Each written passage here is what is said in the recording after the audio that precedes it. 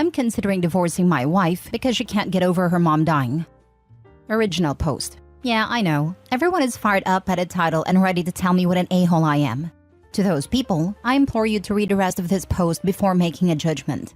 My 36 male wife's 33 female mother passed away 5 years ago from lung cancer. It was not a peaceful or easy death. Our lives understandably went on pause after the diagnosis, and we both spent a lot of time off work helping care for her mother. My wife had a pretty typical showing of grief at a time, cycling through different stages. Same with our 3 kids. After she passed, however, my wife got really bad. I totally understand this. I can't say I know exactly what she went through because I haven't had a parent die, but I understand how devastated she was. For months after, she could barely function.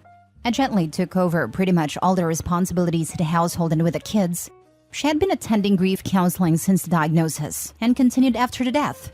None of this is the problem. I endeavored to be as supportive as possible. She cried on my shoulder every night for months, and I just thought this was the worst of for better or worse. The problem is that, after 5 years, she does not seem any better or more functional. She stopped grief counseling about 4 years ago and refused to go again, stating that it would not help her and that nothing could. About a month before any major holiday, she will have a major downturn. In the bed half the day, crying all day, does not want to interact with the family, does not have the energy to do anything around the house. This will go on every single day until about a week after the holiday ends. Every holiday is intense grief, just as much as now as it was 5 years ago. October, November, December, and January, her mom's birth month, every year are particularly bad. I am essentially without my wife, and I'm a single parent to my 3 kids. Altogether, she's completely incapacitated by grief for about 6 months out of the year, and it's been the past 5 years. When I say incapacitated, I mean incapacitated. When she is in the depths of her grief, she's completely incapable of intimacy with me or the kids. There is no cuddling, spending time with us, going on family outings. I don't have intimacy for half the year. I've stopped asking her if she wants to talk about it, because she can't get any words out between sobs if she tries. What hurts the most is that the kids have stopped asking or being concerned. If they see their mom in bed when they get home, they just go about their day and might casually mention, "Oh, mom is sad today," if their siblings or I ask where she is. They don't really seek affection with her anymore because they rarely get anything more than tears.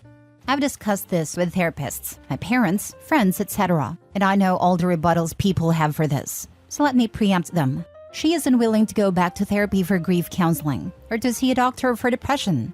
Yes, I know she's severely depressed. I can't force her to go to the doctor. I've tried so much. Yes, it really is just as intense as it was 5 years ago. No, I never tell her to get over it or blow her off. On my worst days, I just give her space and leave her be. Most days, I try to offer her some comfort. If you want to judge me for leaving her alone, whatever. But know that I feel like I essentially have caretaker fatigue at this point. No, she does not have a history of depression, but she does have ADHD. Don't know if that's relevant. I feel like my wife died when her mom died. I would do anything to get her back, even a small piece of her, but she doesn't seem willing or able to move on past her mom's death. I feel awful for considering a divorce, but I don't know what else to do. Now for the top advice before reading the updates. I'd make an ultimatum about getting help for sure. Her kids have also lost their mother. This is the most impactful thing I've read so far in this admittedly pretty new thread. She is devastated that her mom is gone. Imagine how her kids must feel that their mom isn't even gone, just doesn't want to be around them. Exactly. She has to find a way to keep living, or she's lost her past and future. 5 years is too much. You can miss your mom without giving up your life.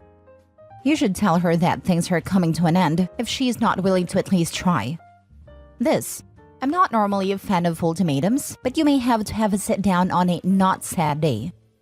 That may be difficult given the time of year. Based on what OP stated, that could be sometime in February. No, why should him and the kids face another lonely Christmas this way? She's being very unfair to them. It's not only her mental health being impacted, she is causing her children and husband misery by forcing them to live like that. She has a responsibility to each of them. Whilst, yes, she might be grieving the loss of the time spent with her mother, these poor children aren't getting any nice memories with her own. It's a complete tragedy. She needs to be shaken to her core and choose. Yes, she can choose to be miserable for the rest of her life, but she doesn't get to choose that for her husband and children. It's Christmas, and they should be enjoying it. Now for the first update. I just kind of threw that post together as a stream of consciousness vent on my break at work. I didn't go back and look at it until later because I just assumed it would get buried since I've never had anything I posted get any major attention. And honestly, I thought I was going to get eviscerated in the comments for being insensitive or uncaring. I was floored by the number of responses and really kind DMs I got, and felt a little overwhelmed at the idea of responding to them all. So I figured I would post an update here. A few people mentioned I should have her involuntarily admitted to a medical facility. I didn't mention in the original post, but I did ask our family doctor about that maybe a year ago, and he told me that unless she is a threat to herself or others, it's unlikely to happen. I looked this up myself as well, and that appears to be true for the state we live in. I do agree that she needs medical treatment. I suspect that during her year of grief counseling after her mom's death, that she was not honest with her counselor. I have a distinctly sad memory of her coming home after one of her last sessions and telling me that her counselor said she probably wouldn't need to go much longer. Then she went and laid down on bed and cried. I haven't been able to convince her to go back to counseling. However, I'm glad I posted on Reddit, because somehow I hadn't really considered that she might need more intensive treatment than just counseling. I also saw one comment that scared the heck out of me, that she may do something drastic if I give her a divorce ultimatum. With those things in mind, I don't think doing that is the way to go. Instead, I'm planning to write her a letter explaining how we need her back, and that we love her and care for her deeply, but she needs more help than we can provide alone, and tell her that she needs to go to the doctor and be honest about what she's been going through. Thank you for your advice, everyone. Good luck. Grief is such a fickle mistress. I hope everyone heals and move forward. I worry I too may be like this about my mom when she's gone. I can see how much she loved her mom, but it just really sucks that it's preventing her from being a good mom. This is definitely not what her mom would have wanted for her. Literally all I could think of was that. Imagine how her children must feel to have wholly abandoned them in this way. Not through death, which is unavoidable, but simply because their mom can't muster up enough strength to fulfill her responsibility to be a mother. Those poor kids deserve someone so much better. My best friend lost her mom 3 years ago. Her dad passed away in 2006, so she's now parentless. She's the first of our friend group to experience loss of both parents. We are all late 30s, and it hit her hard. She would have panic attacks if she were left home alone. Had to be talking on the phone constantly. She was always crying, rarely eating, and what little she did eat came back up soon after. She was seeing a psychologist, therapist, grief counselor, and psychiatrist. She was on so many medications. She was either sleeping or crying 24/7. For about 8 to 10 months, I wondered if I would ever get my friend back.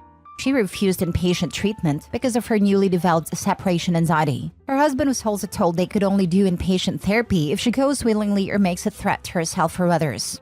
Long story short, she took some advice to get a different psychiatrist. He slowly changed her meds, took her off of about 5, and set her up with TMS therapy. I truly believe that TMS therapy is what helped her most. It's essentially a mini brain stimulator to get the happy parts of the brain active again.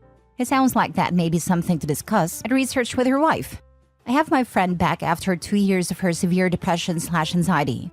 I believe your wife has been in this state for so long that she may not be able to recover without proper medical help. But there is hope. I've seen it myself. Best of luck to you both. Now for the last update. My soon-to-be ex-wife has completely lost her freaking mind. After my last post, I spent a couple of days writing the letter to her. In it, I explained that the kids and I love her dearly and that we're concerned for her. I outlined all the worrying behavior and told her that I believe she needs to seek additional medical care.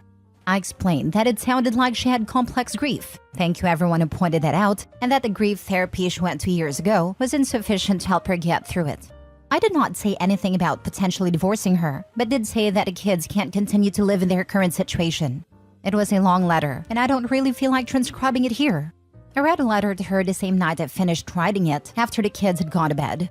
After I finished reading, she just stared right through me, 1,000 yards stare, for probably 15 minutes.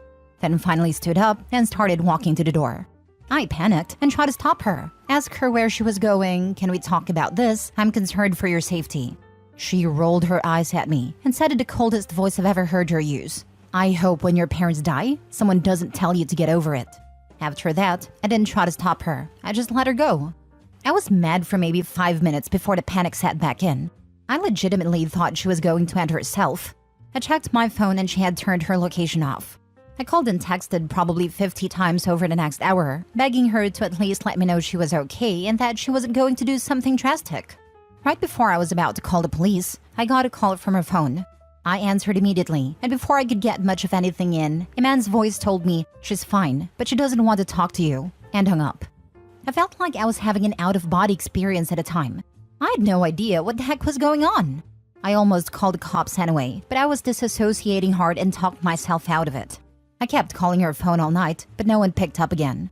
After about 2 a.m., it started going straight to voicemail. I barely slept that night. When I woke up the next day, she wasn't home. I took the kids to school/daycare. I normally do this, but my wife is normally still asleep while I do. So thank God they didn't ask where mom was. I tried calling my wife's phone more all morning, but still voicemail. I called her office and asked if she was at work, and they told me she had called in sick. I called in sick to work as well, and basically just sat on my couch, trying to get a hold of her while being a nervous wreck. I called my mom as well and asked if she could pick the kids up from school today and watch them overnight. I didn't tell her everything that was going on yet, just that something had come up that was urgent and I needed some help. My wife walked in the door sometime after 4 p.m. I tried to hug her, and she shied away from me. I asked her where she had been. No response, just a blank stare. I asked her who had called me from her phone. No response, blank stare. At this point, I was frustrated and told her that if she didn't want to explain what was going on, she could get the heck out. I regret saying it that way now, but holy crap was I frustrated. So she started talking, but it was like I was talking to a text-to-speech AI with her voice. No emotion, totally flat, almost annoyed.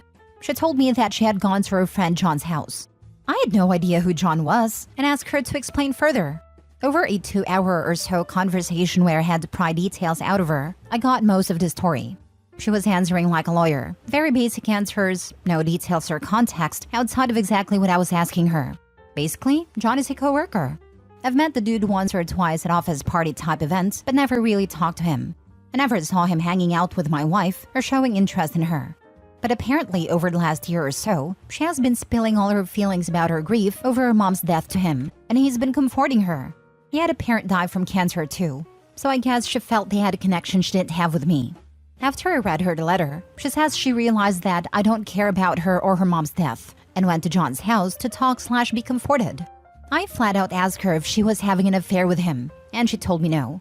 I asked her why she never mentioned she was close friends with this unknown guy, and she told me it's none of my business. I asked her if anything had happened between them while she was there, and she says they cuddled and he held her while she cried. I asked to see her phone to check messages between them, and she refused. I couldn't get much more detail out of her about the whole situation. So when she went to take a shower, I tried to check her phone. She had changed her passcode. I grabbed her iPad, which still had my thumbprint biometric signature in it, and checked there.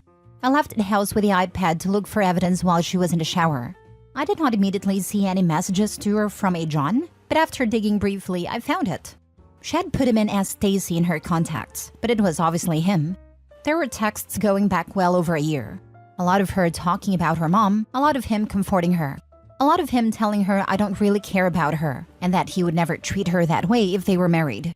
All of her replies were in agreement. A lot of texts from her complaining about me. A lot of him trash-talking me.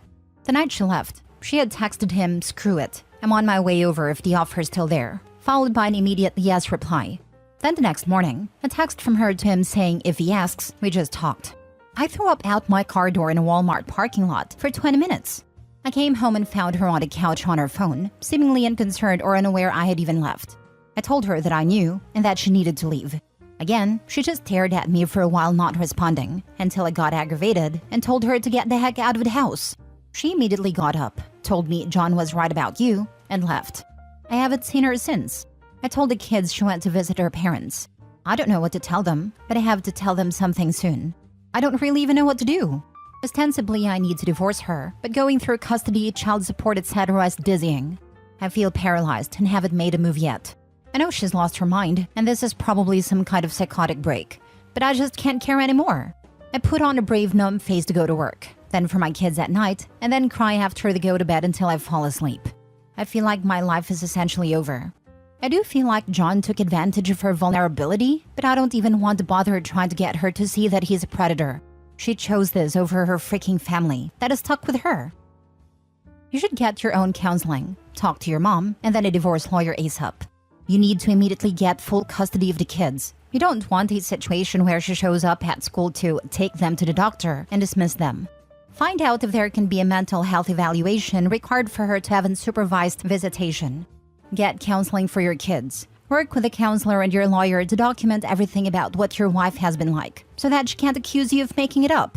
Move money around so she can't just withdraw everything. Put your credit on a complete and total hold so no new cards or loans can be taken out against you. I would get this done today or first thing in the morning. Yes, protect your money. She's a major POS using her mother's death as an excuse for crappy behavior. I bet if you try, you will see red flags you missed. John is also a scumbag. It might encourage her to drain your accounts because you're so awful. They're horrible people and deserve each other. Thank God she keeps leaving him with the children, showing no interest in them. Ask for full custody, no child support from her. Just let them breathe without her wet blanket on a family any longer. Go live her life. Hope you figure things out for yourself. Their mom died along with her grandmother, but nobody knew it yet. You're the primary child care provider. You'll probably get custody, get proof of the affair, and go see a lawyer. He probably will, because she straight up walked out.